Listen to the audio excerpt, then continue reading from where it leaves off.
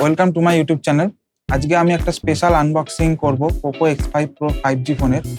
তো চলুন এটার আনবক্সিং তাড়াতাড়ি করে নিই। তো আনবক্সিং করে নিয়েছি ফোনটার।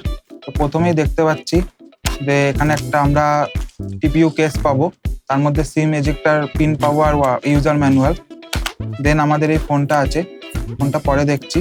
তার সঙ্গে আমাদের এই টাইপ সি চার্জারটা আছে অ্যান্ড তার সঙ্গে আমাদের এই 67 ওয়াটের যে ইন দ্য বক্স আছে। তো আপনারা দেখতেই পাচ্ছেন ফোনটা আমার হাতে চলে এসছে।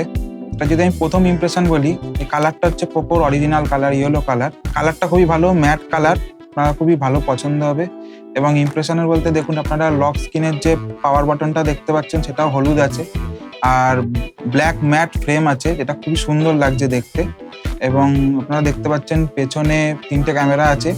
ফোনটাকে স্লিম, খুবই স্লিম ফোন, 7.9 mm থিকনেস এবং সবচেয়ে লাইট ওয়েটও বলতে পারেন। ফোনটা খুবই লাইট। এবার আসি পোর্টের কথায়। তো এখানে আপনি 3.5 mm জ্যাকও দেখতে পাবেন, ডুয়েল স্পিকারও দেখতে পাবেন, USB টাইপ সি দেখতে পাবেন নিচের দিকে। আপনারা এই ফোনটা 3টে কালারে পাবেন, পোকো ইয়েলো, অ্যাস্ট্রাল ব্ল্যাক এবং হরাইজন ব্লু। তো আপনারা যেটা পছন্দ সেটা আপনি নিতে পারেন। আমার পার্সোনাল ফেভারিট এই পোকো ইয়েলোটা।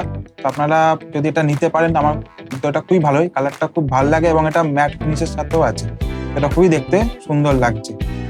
এবং স্ক্রিন আছে সামনে, স্ক্রিনটা হচ্ছে 6.67 ইঞ্চ ফুল HD 120 Hz অ্যামোলেড ডিসপ্লে এবং এটা ডলবি ভিশন, HDR10 সব কিছু সাপোর্ট করে। তো ডিসপ্লের ব্যাপারে এটা খুবই ভালো একটা ডিসপ্লে।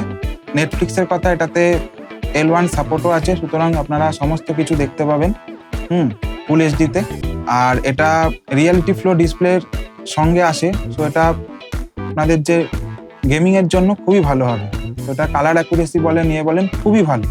এই ফোনটার ডিসপ্লে সাথে এটা যদি পারফরমেন্সের কথা বলি, এটাতে আপনাদের স্ন্যাপড্রাগন 7780G প্রসেসর আসছে, যেটা actually tested and good processor.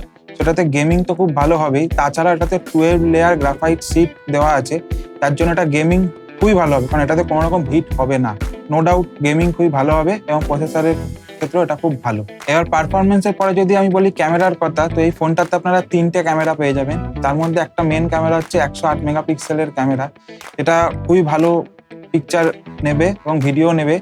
ভিডিওর কথাতে এটাতে 4K 30 FPS অব্দি আপনি শ্যুট করতে পারবেন এবং এটাতে ব্লগ মোডও আছে, তো আপনারা খুব সুন্দর ব্লগ মোডও করতে পারবেন।